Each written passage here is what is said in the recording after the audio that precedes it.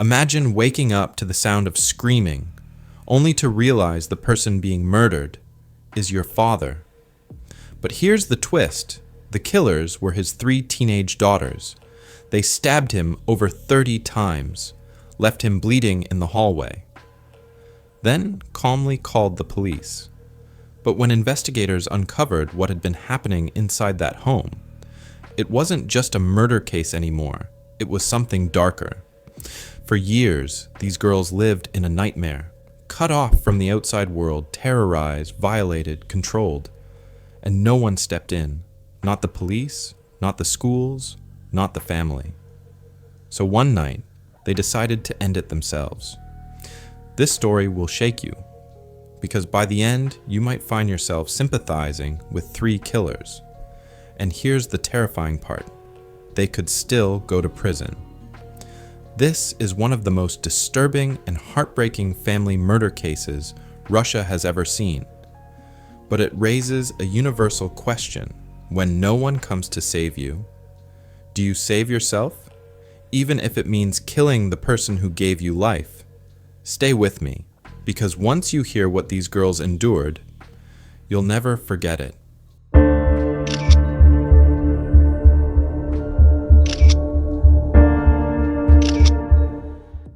On a summer evening in July 2018, Moscow police received a call from a group of teenage girls. Their voices were trembling. They claimed their father had attacked them with a knife, and they had no choice but to defend themselves. But when investigators arrived, they found something far more disturbing. 57-year-old Mikhail Khachaturian was lying in a pool of blood just outside his apartment. He had been stabbed at least 36 times. Some wounds were so deep, they nearly split organs. The girls had scratches and minor wounds, but it didn't add up. They confessed quickly. They hadn't acted in the heat of the moment. They'd planned it. His daughters, Maria, 17, Angelina, 18, and Christina, 19, had killed him while he was asleep. At first, it seemed like a cut and dry case of premeditated murder. But as investigators dug deeper, they uncovered a horrifying reality inside the Khachaturian home, one that would turn these murderers into symbols of survival. To understand what drove these girls to kill, we need to go back to when their father first met their mother. Nearly 25 years before the murder, Mikhail Khachaturian, then 34, met Aurelia Dunduk, just 17 years old, at a bus stop in Moscow. She had just arrived from another country, young, alone, and unsure of her future. He offered her and her mother a ride. It felt like kindness. It was actually a trap. He took her in, offered shelter, and soon, control. Mikhail was no ordinary man. He had ties to the criminal underworld, powerful friends in law enforcement, and a short temper. He didn't marry Aurelia legally, only in a church. His assets, all in his mother's and sister's names. She had no rights, no money, and no way out. He beat her even while she was pregnant with their first child. When she tried to leave, he found her and threatened to kill her and the baby. She stopped trying. She became his prisoner. Over the next several years, the couple had 4 children, Sergei, followed by Christina, Angelina, and Maria. Aurelia wasn't allowed to work. She couldn't leave the house. Her role was simple: obey, cook, clean, birth, repeat. She was so desperate, she began secretly using birth control. Mikhail, thinking he was infertile, accused her of sleeping with other men. The beatings became more frequent, more violent. Still, no one helped. Police refused to get involved, saying it was a family matter.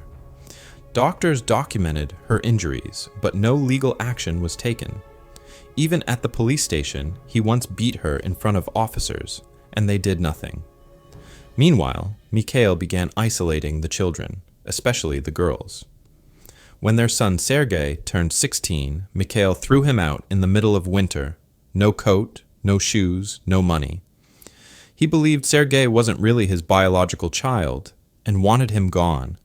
And the girls, They were now completely alone with him. To outsiders, the Khachaturian daughters looked like typical teens, smiling in photos, stylish clothes, attending school. But their home was a prison, and their father was the warden. After Aurelia was forced out in 2015, at gunpoint, Mikhail forbade the girls from seeing their own mother. They were 14, 15, and 16, still kids, still needing a parent, and now stuck with a man who treated them as property. He made them quit school, installed surveillance cameras to track their every move. He placed a call bell in their room. When it rang, they had to rush to him, no matter the time, day, or night. And the punishments for disobedience? Pepper spray, beatings, even an air gun. Teachers saw bruises, neighbors heard screams. Child services visited but left empty-handed. No one stopped him, no one saved them. Then the abuse turned sickening. In 2014, Mikhail took 14-year-old Angelina to Israel with him. In a hotel room, he forced her into his bed, claiming she wasn't his real daughter, and he planned to marry her when she turned 18. When they returned home, things only got worse. He took one girl at a time into his room for massages that quickly turned into something darker. The girls tried to warn sisters, but no one believed them. One sister tried to hurt herself. She survived. He told doctors she just took the wrong pills. He once drove Maria, the youngest, to the forest, tied her to a tree, and left her there after she refused his requests. He tied her with a tree for hours, but inside, the girls were dying. In July 2018, Mikhail came home from a stay at a psychiatric clinic. His condition had worsened, more paranoid, more violent. He stormed in, furious that the apartment wasn't clean, that the girls had spent too much money. One by one, he pepper sprayed them in the face. Christina, who had asthma, collapsed. That night, as their father slept in a rocking chair, the sisters quietly gathered tools. A knife from his car, a hammer from the toolbox. They were terrified, but they were done living in fear. They attacked him while he slept. Angelina struck first with the hammer. Maria slashed with the knife. Christina sprayed him again with pepper spray. He rose in confusion, staggering. Angelina stabbed him in the heart. He collapsed on the stairs. The tyrant was dead. At first, the girls tried to lie. They stabbed themselves and claimed self-defense. But within hours, the truth came out. They confessed. They had planned it. Russia exploded with opinions. The law saw murderers and charged them with conspiracy to commit murder, facing 20 years. But society? Millions saw something else. Victims who did what they had to do because no one else protected them. Forensic psychologists declared that the girls had acted in a state of emotional insanity. The youngest sister, Maria, was officially ruled mentally unstable at the time of the crime. Medical reports confirmed years of sexual, physical, and psychological abuse. Still, prosecutors refused to drop the charges. The girls were forbidden to contact each other, use the internet, or give interviews. They were forced to live apart, unable to rebuild their lives. They couldn't study, couldn't plan a future, couldn't move on. Today, 5 years later, the Khachaturian sisters remain in legal limbo. They are free, but not free. Any day, the courts could send them to prison for up to 2 decades. Public support remains strong. Thousands have protested for their release. Russia's lack of a domestic violence law has come under fire, but change is slow, and justice still uncertain. This story asks one question, and it's a hard one. When someone has been tortured their whole life and no one helps, do they have the right to end the abuse themselves?